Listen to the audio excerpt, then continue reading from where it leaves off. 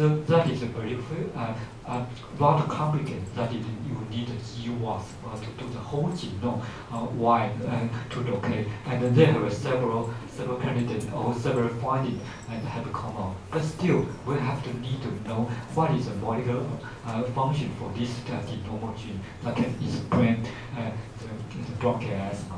But actually, finally, one last point that haven't been mentioned is that I think Brigitte we're going to talk about. Actually, asthma is not a simple disease.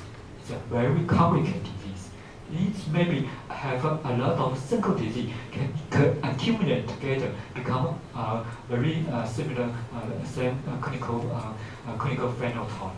So actually, if we cannot consider all these factors, so we will want to know what is the gene defect for asthma, or want to know the genetic susceptibility for asthma is rather difficult. But still, about 12 years ago, that time we haven't found, we don't know what is so, the job is so tremendous. So we are so foolish to jump out in this kind of genetic study. So Lawrence and I have studied for, is it possible to use the so-called microsatellite and to find for the intrinsic asthma and extrinsic asthma, is any genetic difference? Our strategy is that using so-called, if the asthma, but the objective biomarker is an IgE level. So we collect a group that is the so-called IgE level below 100, but still have a clinical symptoms of asthma. And the other is the asthmatic children, but they have a very high IgE level that is more than 1,000. So we have a two stringent group. Then compared with so we collected for the 700 asthmatic people, and then each person, each case have been genotyped with the 763 short-tandem repeat to compare it. So we have an allergy group that is one is over 1,000, and non-allergy asthma below 200. Then using this comparison, then we can map it in the different chromosomes. So this is the chromosome 1, and this horizontal line is the Rose endoscope above 3. That is the p-value should be below 3.001. And at that time, the chromosome 2, they have a short-tandem repeat marker. One peak is here. So this is one marker here. And we find chromosome 5, 4, 5, 6, or even now it's very interesting for chromosome 17. Chromosome 17. I think chromosome 17 now is a very interesting one that can have a very interesting, and have using G1, they have one very high repeated there. So, for example, for chromosome 5, you can see the one repeat in here. And chromosome, and so actually, I asked Lawrence to explain it. But for more to do more than 1,000 simulation and to the Monte Carlo characteristic, and we show that there are two different kind of genetic profile. For one for allergy asthma, and this is for non-allergy asthma that were related to the gene-to-gene market difference. So actually, we have found this quite different for asthma in children. That is, non-allergy asthma and allergy asthma have a two different kind of. So I just use this as an illustration because I have just only 30 minutes. I will finish this part. And I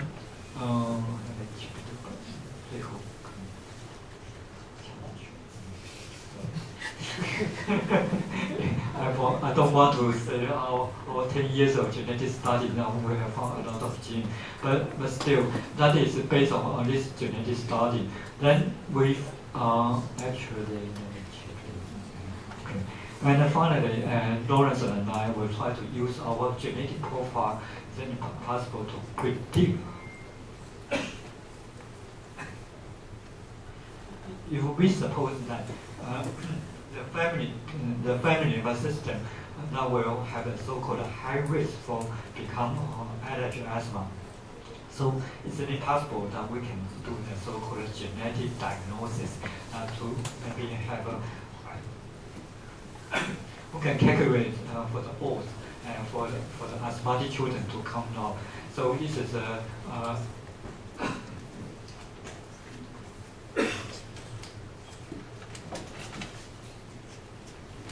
so sorry.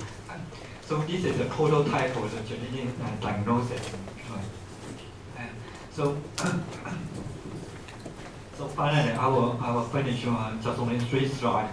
So we will so I will introduce our joint symposium is that Tatiana from Lavian Science have proposed that maybe one of the inflammatory gene system that is called the proteasome that may be involved in the bronchial asthma because the proteasome system is the you can see that it's a ubiquitin degraded protein degraded system, and if the protein were not satisfactorily degraded in our cellular machinery, they will become accumulate, become like an autoantigen.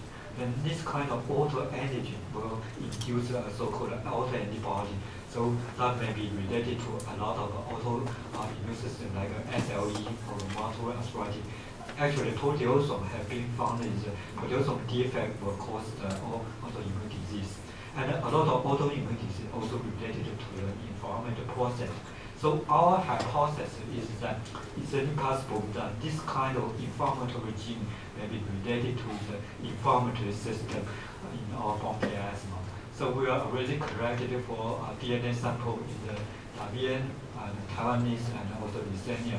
And we have actually we have a one-way discussion about which marker we are going to use to do the genetic typing for the chromosome 14q proteasomal gene.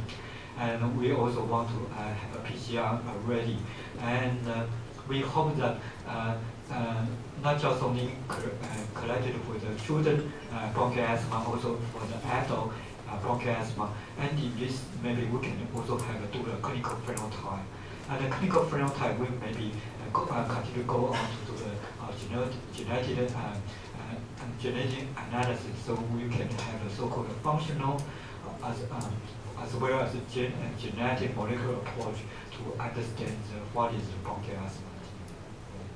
And finally, we have a joint publication already published in the pediatric neonatology about how is the burden allergy asthma in children. And I would like to introduce Tatiana and Nicholas. We have a very discussion with Rika, and quite instantly, after 1 week, I will definitely go to Mexico and met our the second collaborator in the World Allergy Organization Congress in Cancun, Mexico. And I will thank our founding body from National Science Council in Taiwan, as well as the Ministry for Education and Science and Medicine.